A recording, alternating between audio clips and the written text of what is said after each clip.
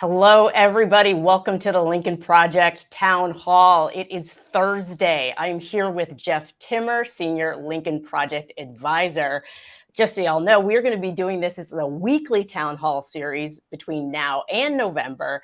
So we need everybody just ready because, as we know, it's mission critical right now. The midterms are coming. So we're going to cover critical races, the candidates, but each week it's going to be a single target state. And it doesn't matter if you're in that state or outside of that state, you need to be paying attention to this. And we're also going to be talking about the Union, which is a pro-democracy coalition of organizations, and we need volunteers like you. And we're going to be bringing on our partners, so we're going to be able to talk to our partners, learn about the grassroots efforts and everything that is happening. But I'm actually really excited that Jeff is here because Jeff keeps me entertained when things are feeling really, really dark on Twitter and in the world. So hello, Jeff. Hello, hello, hello. Maya, it's great to be joining you, and you keep me entertained as well. You know, it's Twitter is a great place to express maybe some dark humor in these troubling times, but there's some very important discussions that we're going to have here on these town halls. The races in these individual states are critical, not just to control of the U.S. Senate, for instance, or whatnot, but it's going to be very critical into the mechanism of democracy in 2024. And that's why we're focusing on these few key, what we call them, existential states: Arizona, Nevada, Wisconsin, Michigan, Pennsylvania, to name the top five, where the 2024 presidential election will be decided. And if election deniers and these crazy America First candidates get elected, like in Arizona, what we're going to talk about here, they've got a whole slate of them, democracy is in trouble. Yeah, democracy is 100% on the ballot, and we need people to understand that means now, midterm time, not 2024 time. We have to understand cause and effect. Elections have consequences, as we're all seeing right now. And so all hands on deck, very important. And you're actually coming to us from Michigan, Jeff. So you've got some craziness going in Michigan. So. Well, I look forward to hearing about the great operations on the ground in Arizona. The candidates, the pro-democracy candidates that are out there, they happen to be small d democracy candidates who are also large d Democratic candidates. We're going to be hearing about that, the campaigns that are going on. And I think we need to, maybe some people in our audience know about the craziness coming from the Republican side, but we'll be bringing in Melinda to talk about that. Yep, it looks like Melinda has joined us. Melinda Merkel, who's the co-leader of Civic Engagement Beyond Voting. So you're based in Arizona. Can you give everybody a quick background on your organization, what the purpose is, the mission? Yeah, so Civic Engagement Beyond Voting we call ourselves a force multiplier. We focus on the state level, and we write a weekly report on the state legislature. We have hosted spotlight conversations with hundreds of attendees where we are focusing on educating independent and low information voters. We are making phone calls and out knocking doors. So we're really engaged at every level, trying to get people involved with their state government. And we've been talking about this a lot, but state government, state legislatures often get forgotten in this entire process. Can you explain why it was so important for you to start this organization and put this work together? So we quickly realized that the importance of state legislatures. Everyone focuses on the federal level. Our two federal senators have millions of constituents, and our state senators only have about 20,000. And at the same time, Shauna Bullock, who is an Arizona legislator, married to Clint Bullock, who's on the Arizona State Supreme Court. So sort of Arizona's Clarence and Ginny Thomas, if you will. Shauna Bullock introduced a bill last session that would have allowed the state legislature to override presidential electors and rewrite a presidential election for basically any reason. And so that's the sort of thing that keeps me up at night, is this existential threat to our democracy. everyone is talking about the federal level races, but the state legislature is really a critical threat that doesn't get enough attention. Yeah, Jeff, we talk about this at LP all the time. Can you go into our strategy for the races in Arizona just real quick to give people an overview of what we're looking at? Sure. Well, we at Lincoln Project, we have created what we're calling the Democracy Threat Index. And what we've done is, rather than the typical partisan scoring that people see when it comes to races, oh, this is a +5 congressional district, a +5 for Democrats or +5 for Republicans. We're not looking at this in terms of who can control the Congress or the Senate or even the State House. We're looking at individual races and how they fit into the matrix of democracy. And as I mentioned earlier, those critical electoral college states in 2024. And so we've come up with a 1 through 20 score, 20 being the greatest threat to democracy. And there's 4 or 5 races that have reached that 20 level, one being the governor's race in Arizona, whether or not Katie Hobbs wins, the current Secretary of State, the Democratic nominee, or Carrie Lake, who I know dark is approaching in Arizona, and she'll come out of her cave once the sun goes down. Carrie Lake is a really strange, weird, dangerous, insane candidate, and we need to raise the alarm because, depending on which polls you've looked at over the last month or so, this race is certainly neck and neck and within the margin of error. And we have 55 days left until Election Day. And Carrie Lake is a very serious threat to be elected governor of Arizona. But Carrie Lake, a lot of us know she seems to be batshit crazy, a little bit insane, right?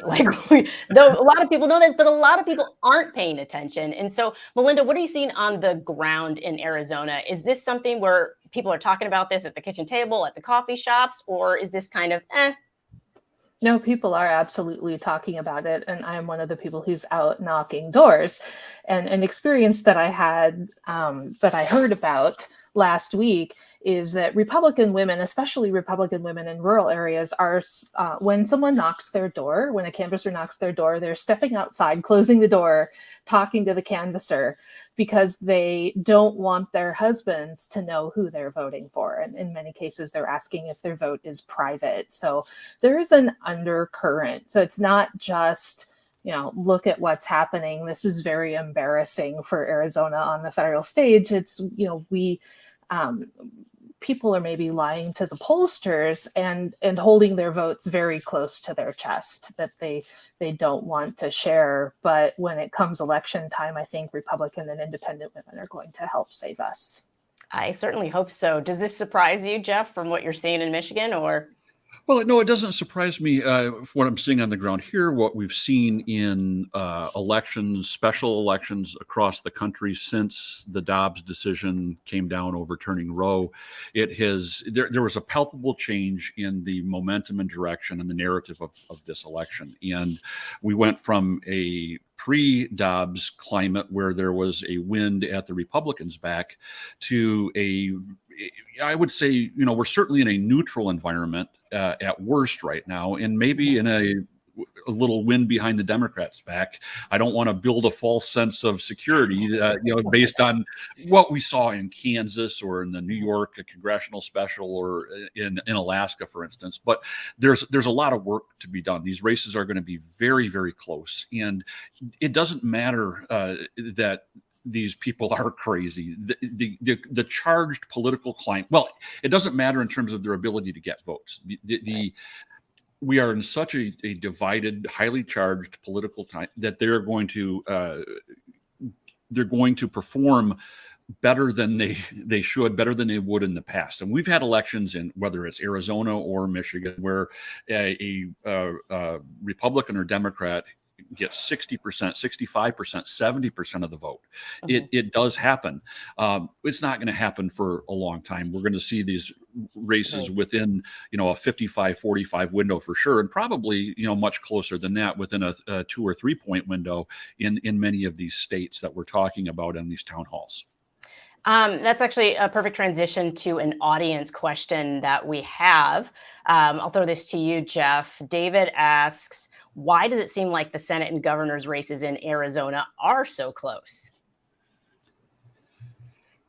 Well, what we're seeing so much of is public polling from newspapers, media sources. Everybody likes to report on the horse race, and what these polls are is they're a snapshot in time. If we've seen some shifts, if in November or back in May, we were seeing possible scenarios matching up Kari Lake against Katie Hobbs, much different climate than the race that we have now, but still the election is not going to be held today. The polls do not try to project what's going to happen on election day. They simply present where what's going on today, and from that, so many people, casual observers, like to look at that and say, oh my gosh, this is going to be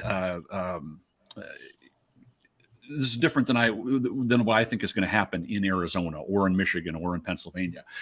There's a lot of campaign left to play out, and that's why it's so important to not be discouraged or overly encouraged by polls on any given day, because you have to expect a lot of fluidity when it comes to what we're going to see. We're going to see polls that show the pro-democracy candidate ahead. We're going to see them behind. We can't let our emotions go up and down based on that. We've got to be optimistic, confident, diligent about the work ahead, vigilant about making sure that that people involved in the political arena in these campaigns get out and do the blocking and tackling, the small jobs that are necessary at the line of scrimmage in order to make sure that ball moves across the goal line on November 8th.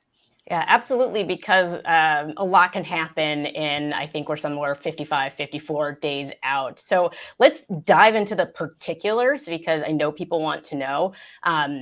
Melinda, I want to focus on kind of the Senate gubernatorial race. So can you talk about the key players and just give us kind of that feel, that grassroots feel that you are hearing from people on the ground? In which race? Yeah. That's freedom of choice, you said? In which race? Oh, in which race? Oh, so if we start with talking about Hobbs, and I was like, yes, freedom of choice. That is exactly what I want to hear. So we start with the gubernatorial race. So I think actually there are very few people who haven't made up their minds at this point. Katie Hobbs has had high visibility for quite some time. She was an Arizona state legislator. She was Senate Minority Leader. She's now Secretary of State, and she was front and center during the whole 2020 election debacle. She had protesters outside her home. She was facing threats. She, made appearances on CNN. She weathered all of that very well. So people definitely know who Katie is. They know what she stands for. And Kari Lake, she's been a newscaster here in Arizona. She's been in front of voters that way for a long time, but she's also changed her position. She used to be an Obama supporter. She donated to the Obama campaign. There are photos of her with, at drag shows. And I don't think people really believe that she is who she says she is. And you think trust is going to come into play with the average voter? I do. Okay. And I live in an area where there are a lot of campaign signs, and the Kari Lake signs are the most frequently defaced of all the signs. No comment. I don't want to encourage anybody to deface any signs at all, but it's a good sign. Just a fun little tidbit. Well, the Senate race, a very interesting one too. Mark Kelly is, kind of a real life action hero, larger than life figure with his background, and now his first term, his first couple of years, having won a special election in the U.S. Senate, and then of course now Blake Masters having emerged from the primary. So there's some very interesting personalities involved here and dynamics in that race as well. And is it not like typically when we're thinking about patriots, like Mark Kelly, like should he be a shoo-in, or like how are people feeling about what it means to be a patriot and how that's going to affect the race and the strategy of the different candidates? I'll give that to you, Jeff. Well, no, I see Melinda was frozen there for a minute, but I'd love to hear Melinda's perspective on the Senate race and how those candidates are perceived on the ground in Arizona, because that race has taken on such a national profile that there's maybe perhaps a different race being seen by people from outside of Arizona. Well, I think what's happened in Arizona is sort of due to the nature of partisan politics, where you have to go just absolutely all the way to the right in order to win a Republican primary. We have candidates who are unelectable in the general election. People look at Blake Masters and who is this guy? He's a joke. And I think it will be very hard for him to win a Senate seat. Okay, so that's interesting because he's been flip-flopping and scrubbing his website, and apparently he does his own website, I've heard. And so he's been removing positions, but now I think he is for the national abortion ban. So it sounds like for the people of Arizona, do you feel like when you're in conversation with people that they are also energized about getting out to vote as well, or are they like, they have an opinion on the issue, but maybe they won't show up at the polls? So I do see an awful lot of energy on the ground, and the number one race that I see on a statewide level overall that energizes people is the Secretary of State's race, because I think people recognize that if we lose the Secretary of State's rate and we put in an election denier and a J6er, you're going to end up with an election in 2024 that is not free or fair. When you look at Arizona, well, there's since the 2020 election and all the hullabaloo afterward and leading up to January 6th and the bamboo traces on ballots and all of that stuff going on, so many of these players that came to our attention, Carrie Lake, Wendy Rogers, Mark Fincham is one, a name that a lot of people, certainly people in Arizona are aware of, but people who aren't in Arizona who might be watching this tonight. Mark Fincham is the Republican nominee for Secretary of State. He was at the Capitol on January 6th. He is maybe a little bit to the right of Donald Trump when it comes to his position on the free and fair election of 2020, meaning he's even more extreme than Donald Trump is with this. And having somebody like, that's what I was talking about at the start of the show, was having people like that as the Secretary of State, as the chief election officer in Arizona, the in charge of the all those who are out in the counties and in the towns across Arizona who run the elections. If you have somebody like that who can just put his finger with his intention, his deliberate intention ahead of time being, I'm going to put my finger on the scale regardless of how Arizona votes in 2024. I'm still trying to change the results of 2020. I'm telling you ahead of time, I'm going to cheat in 2024 any way I can, legal or otherwise, to shape the outcome of the election to my guy, regardless of how you Arizona voters choose. And that's why it's an existential threat to democracy. And people need to really be alarmed about these down ballot races, because it's the U.S. Senate governor's races that get all the attention and oxygen in these years. But you're right, that's one of the most critical races in the country for those who are concerned about democracy. So here in Arizona, we have Fincham is coming also from the state legislature, and he made a bid for Speaker of the House unsuccessfully. there's a big schism in the Republican Party at Arizona, and he's so far to the right that his own party really struggles to take him seriously.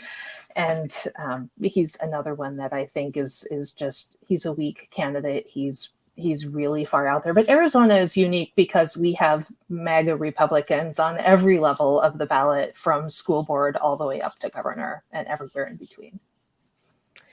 And are there any races in particular that your organization is focusing on that you want to talk about?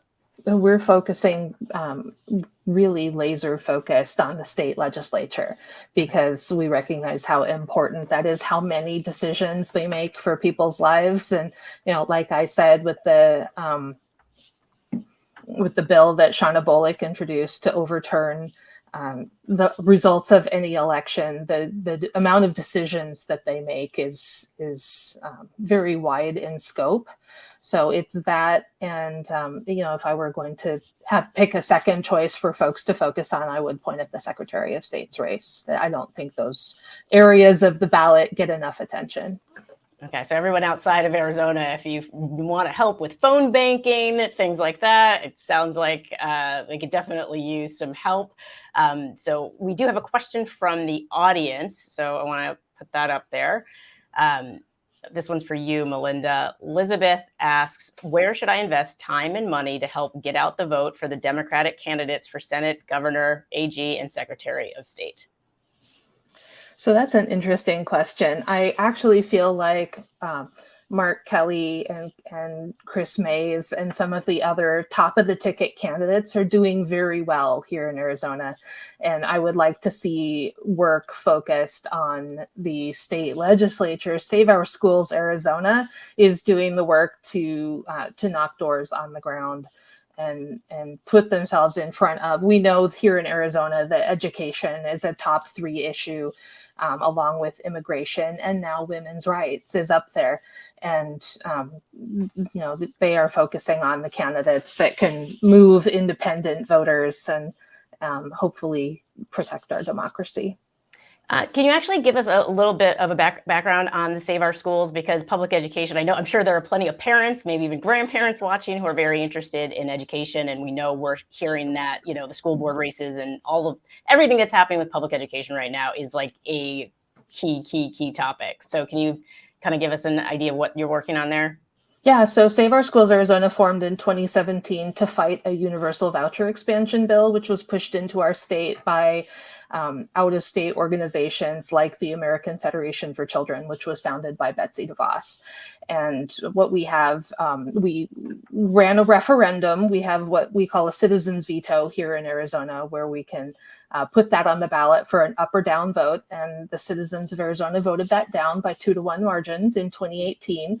The state legislature passed the same bill again this past June, and we're in the process of another referendum. So what we saw here in Arizona with historically high midterm election turnout margins in 2018, I believe we'll see the same thing in 2024 with voucher expansion on the ballot again, that it will activate those same you know, parents and grandparents and teachers and concerned citizens who value public education as a cornerstone of our democracy.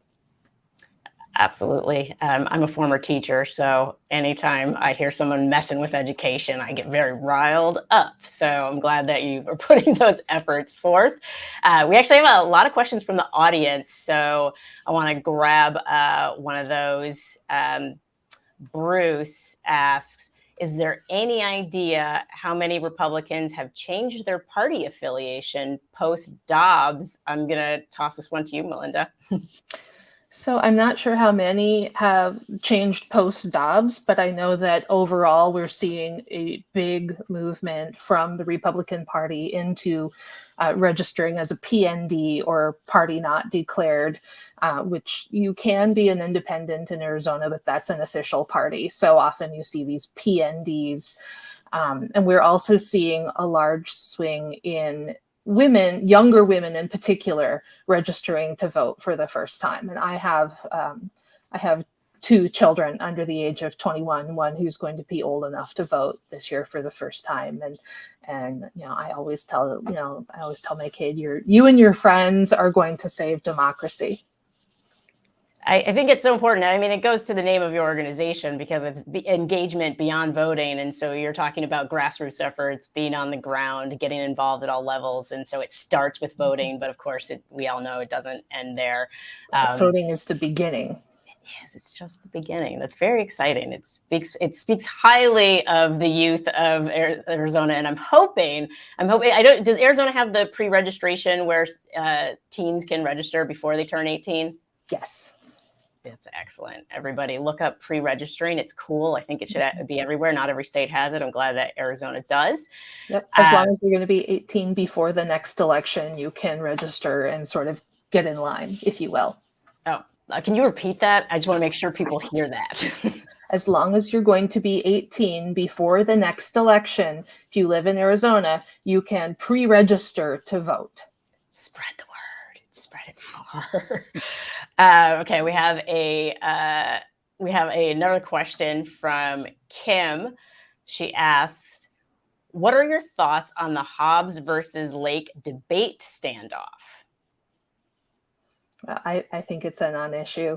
I don't know anyone who changes their minds based on a debate.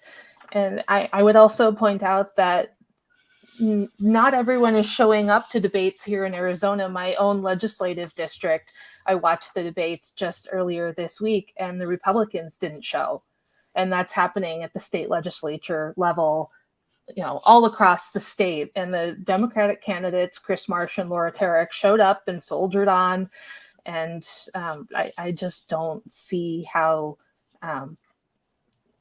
you can only pack so many people into a clown car before it gets really ridiculous. The primary level gubernatorial debate was an embarrassment. And I personally am glad that Secretary Hobbs wants no part of that. And Jeff, you've been at this for a long time. So what is your take on this? Well, Bo Schembechler, the longtime coach of the University of Michigan football team, back decades ago, was famous for saying he hated the forward pass because only 3 things could happen and 2 of them were bad. And I feel that way about debates in politics. Very, very little comes out of, very often do you score a knockout, but sometimes you stumble and that becomes an issue. So I think that when you're running against a candidate as willing to lie, as untethered to reality and the truth as Kari Lake is, there's nothing but downside to going on stage because she has no boundaries with what she'll say, with what she'll do. And that's not like, that's a really impossible thing to prepare for, to take seriously. If you're going to be out there like Katie Hobbs, seriously planning and preparing to govern, as opposed to, get limelight in these sound bites. And I saw Kari Lake yesterday saying 80% of America is MAGA Republicans. I mean, she's just going to come out and say stuff like that. Yeah, she might look crazy, but it's just not worth it's not worth taking the time in giving her the platform to spread the crazy, to spread the hate, to spread the disinformation, and in some sense elevate her to the same level. Yes, she is the major party nominee, but that doesn't mean she's afforded the respect that goes with that. That because she's not in the sense of people who've held that position in the past. It's kind of something you have to earn, and you have to be serious. And she's not a serious candidate in the way that she approaches her job as a candidate and the way she would approach her job as governor. Well said. And I feel like it's yet another way that the MAGA Republicans are breaking our democracy, or attempting to break our democracy, by making the ability to have a political discourse and conversation in a serious way impossible. We have another question from Lisa. She asks, is Katie Hobbs visible enough to win? You touched on this a little bit before, Melinda. If not, what more should she do? I mean, I think she's doing it. Voters definitely know who Secretary Hobbs is. And I think she should just keep doing what she's doing, going to events, meeting with regular people. I don't think that a debate is going to help visibility. I think it's just a circus. Okay. So being boots on the ground, getting to know the people, connecting in person, which is something that we weren't necessarily able to do during the pandemic. So I think seeing a lot of that come back is for me invigorating, because it makes it easier for people to be a part of the political process if they can actually do that face-to-face thing. And I feel like the Republicans never stopped that. They didn't care. They were like, COVID, whatever, like we're out there in these rallies. And so it's nice to see Democrat candidates being able to have that interaction again. We have another question. Did you have anything you wanted to add on this one, Jeff? No. Before we go on to the next question. All right. Antoine asks, do you have any tips on how to amplify our efforts and maximize our chances to save democracy? Jeff, what are we going to do? Well, this is a great opportunity to plug the union, which is our hub of volunteers that we're organizing nationwide. I would say urge listeners, if they haven't already signed up, to volunteer themselves to the union, that they should do that. And I think we can put the website up here at some point here very soon on where they can go to find the union and sign up for that. But I think that getting involved, you can contribute to a campaign in many ways. Certainly money, $5, $10 more if you can join, or you can spare that. You can get involved with your time. Your time is a valuable resource, and every campaign is looking for volunteers to help make phone calls, to knock on doors, to use their own networks, their own social media networks, their own personal networks, church, work, family, schools. Spread the word, that let people know what's at stake. Don't be afraid to say that you're going to be out there voting for the pro-democracy candidate. I know, I was a Republican my whole professional career. I spent 30 years helping elect Republicans and running the Republican Party. The Republican Party today is an anti-democracy organization. It does not believe in democracy. From top to bottom, the candidates are out there running on an anti-democratic with a small d platform against democratic with a big D label. And it's okay for people who've never voted for Democrats before to go into that voting booth or get their early ballot and vote by mail or absentee and vote for that Democrat. It might feel like a hard thing to do the first time you do it. The first time I did it was 4 years ago. It hasn't been that long. But there are things that are so much more important than your tribe and your partisanship. And it's the rule of law and democracy. And that's what's at stake here. So I would urge people to get out there and be unashamed about what's going on and who you plan on supporting, and tell people who you plan on supporting, and create that permission structure for them to do it too. Absolutely. I would add, for women voters, reach out to the women in your lives. Ask them privately, how are you feeling about the election? How are you feeling about losing your bodily freedoms? Are you registered to vote? Make sure your voter registration is set. I really think that this is the election where women will swing Arizona and protect our freedoms. And I also think if you're looking for a place to get involved, Civic Engagement Beyond Voting is always looking for volunteers, and we can help plug you in.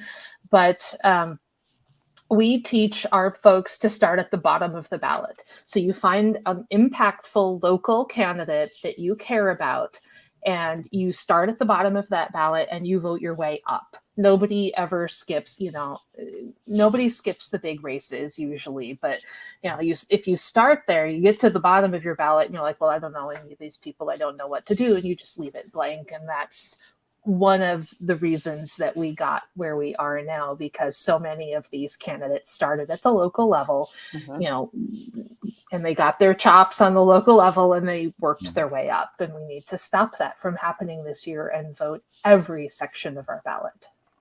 Absolutely. And I believe I saw on your website that you create voter guides and things to help people with this process.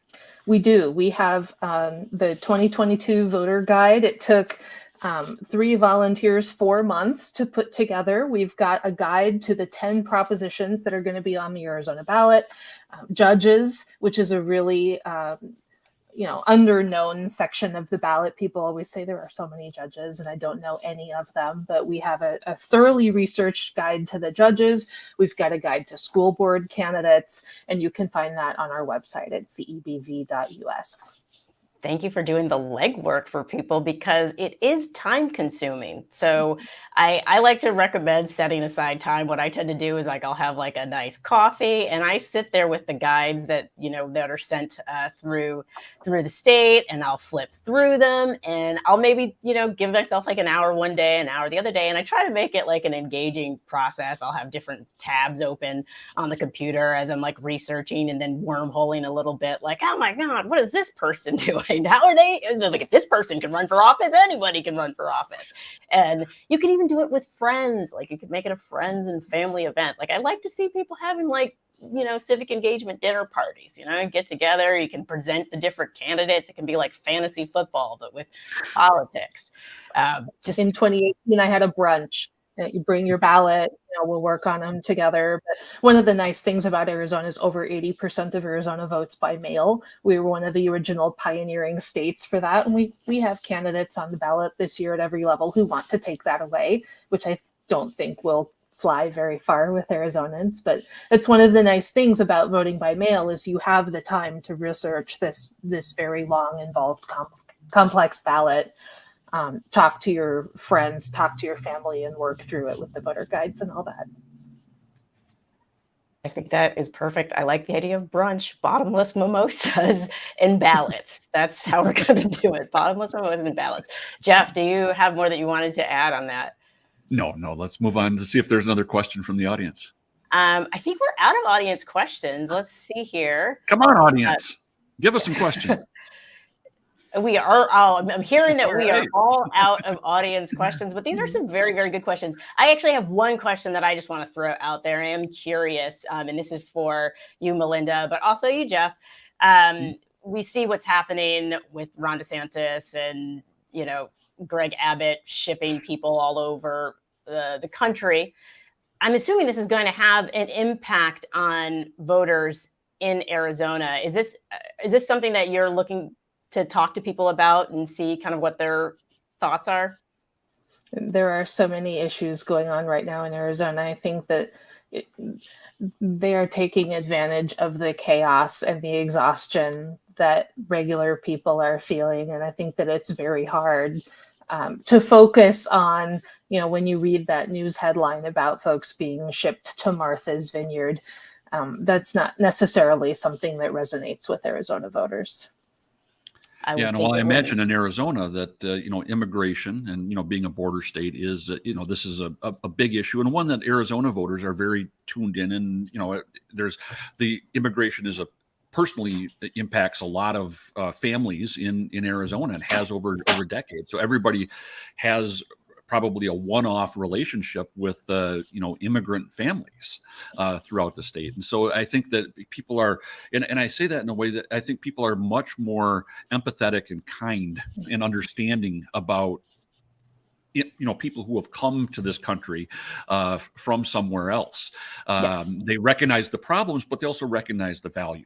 And so I think that people on border states are very tuned in. And I think by and large, we'll see the best of voters, the best of American values when it comes to the way people react to that in these states, that they'll reject the theatrics of people like Greg Abbott and Ron DeSantis, who are just acting in a way that is it's basic decency. And they're just setting it aside for political points, for cheap political points.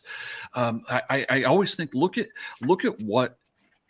how would you want your kids to act? How would you want your kids to treat somebody, a stranger who needed help? We've got the grown-ups, quote unquote, who are acting in a way like bullying, middle schoolers, and they're acting exactly opposite of the way we would want our kids to act the way we would act, or the way we hope we would act. And I think that these stunts will backfire on the Republicans.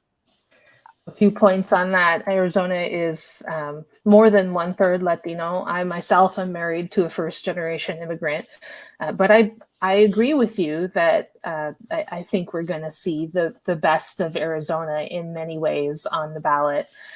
We have a proposition on our Arizona ballot offering DACA students in-state tuition, which is something that was taken away during the height of anti-immigrant sentiment, back with the infamous State Bill 1070. And it was forwarded to the ballot by a bipartisan coalition of legislators. And from what I understand, overwhelmingly, polls show that voters are overwhelmingly supporting this move, that it's not just fiscally sound. It's not just sensible. It's the moral thing to do. That's absolutely right. It's not just democracy that's on the ballot, it's decency that's on the ballot. And I would love to see Arizona show out and show other states like how to do it. And it sounds like on the ground you are putting that work in, and that we will see that. This is what I'm hopeful for, because a lot of these images that I'm seeing are very heartbreaking, and that's not the kind of world that I want my child to live in. So, and so I'm hoping parents are paying attention right now, going, it's time to put a stop to these GOP shenanigans. We're done with them. So, Melinda, thank you so much for being here with us tonight to share what's happening in Arizona. I think it's really important and critical for people to understand that we can all get involved and we can make it fun. And when we're doing the right thing, it makes us feel far less angsty about what's going on. I still feel angsty, but when we're active and engaged, it lessens the pain just a little bit. So yeah, thank you so much for having me. And one of my favorite sayings is that action is the antidote to despair. So if you feel like you need something to do, please give us a look up. And please do. Melinda, it's great to see you. Thanks for the work you do. It is so critical. It's so critical to raise the attention, raise the awareness, get people engaged, and it's in state capitals and on the ground in states like Arizona, where American democracy is going to. I think I'm very optimistic. I think we're going to win. Katie Hobbs is going to win. Mark Fincham is going to lose. You're going to see pro-democracy gains in state capitals and the legislatures. I think that Americans always, what's the old saying, that they'll do the right thing when they've exhausted every other opportunity, or something along those lines. I think we're at the point where Americans are going to do the right thing, and thanks for helping make that happen. Yes, thank you. So there you have it, y'all. This has been our show. Let's not procrastinate on doing the right thing and get it done. I believe in all of you. You can go to lincolnproject.us for more information, join the union.us for more information, and of course, Melinda's organization, CEBV.us as well. So thank you so much for everyone for being here tonight. We're going to be doing this again next week on Monday, not on Thursday. We're going to be doing it on Monday. So we'll see you then.